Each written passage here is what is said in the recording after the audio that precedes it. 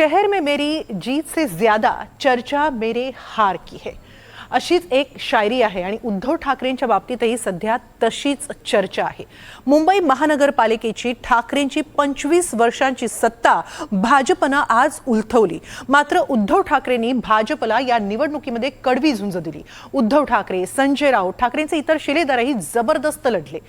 मात्र भाजपनं ही सत्ता त्यांच्याकडून खेचून आणली। मुंबई महानगरपालिकेत ठाकरेंचा पराभव झाला। मात्र याच निवडणुकीतून ठाकरेंना बरंच काही मिळालं सुद्धा।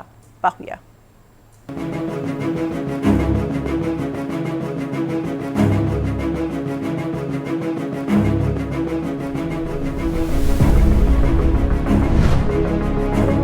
ठाकरे बंधू मुंबईत हरले पण कडवटपणे झुंजले।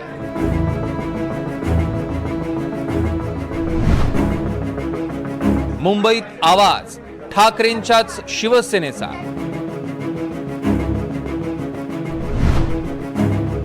मुंबईत ठाकरेंच्या शिवसेनेला शिंदेंच्या शिवसेनेपेक्षा दुप्पट जागा।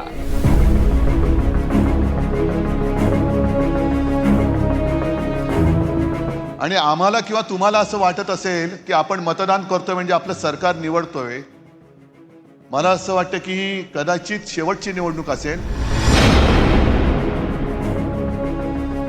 अशा परिस्थितीमध्ये ही आजची निवडणूक होते आहे, ही मराठी माणसासाठी शेवटची निवडणूक आहे। आज जर चुकलात कायमचे मुकलात म्हणून समजा। मुळामध्ये आमची युती जागा वाटपासाठी झालेलीच नाही, मराठी माणूस जागा करण्यासाठी आमची युती झालेली आहे। उद्धव ठाकरे भाजपला नडले, मुंबईसाठी भिडले आणि कडवटपणे लढले। बचेंगे तो और भी लढेंगे या ॲटिट्यूडनं ठाकरेंची शिवसेना झटली। या युद्धात उद्धव ठाकरे हरले पण तेरे जीत से ज्यादा चर्चा मेरी हार की है असं उद्धव ठाकरेंचं झालं। शिवसेना फुटली। विधानसभा निवडणुकीत ठाकरेंचे आतापर्यंतचे निच्चांकी 20 आमदार निवडून आले। ठाकरेंच्या पुढची सत्व परीक्षा होती ते मुंबई महापालिकेची। हीच लढाई ठरवणार होती ठाकरे मुंबईत किती उरणार आणि राजकारणात ठाकरेंचं किती वजन राहणार। या लढाईनं निकाल भाजपच्या बाजूने दिला। मात्र या निवडणुकीनं ठाकरेंकडनं काय काय हिसकावून घेतलं तेही पहा। ठाकरेंच्या शिवसेनेची मुंबई महापालिकेवरची तब्बल 25 वर्षांची सत्ता उलथवली गेली। मुंबई महापालिकेच्या आर्थिक नाड्या ठाकरेंच्या हातात होत्या, त्या ठाकरेंच्या हातून सुटल्या। मराठी विरुद्ध अमराठी ही लढाई ठाकरेंनी सेट केली।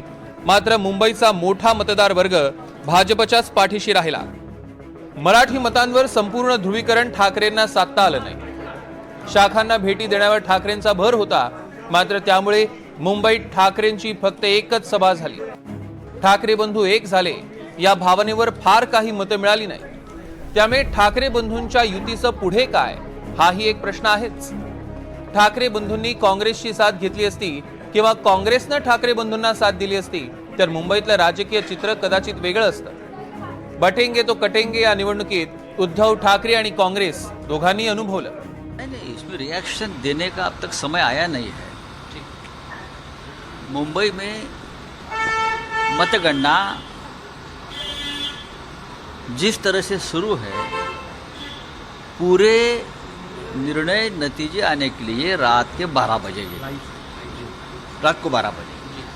जो आंकड़े सामने आ रहे हैं वो झूठे हैं। अभी भी लगभग 100 प्रभागों का मतगणना शुरू नहीं हो गई है अब तक।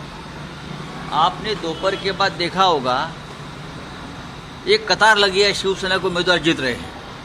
अभी तक भांडू बिखरूली का मतगणना नहीं हुआ है, दादर परळ का नहीं हुआ है।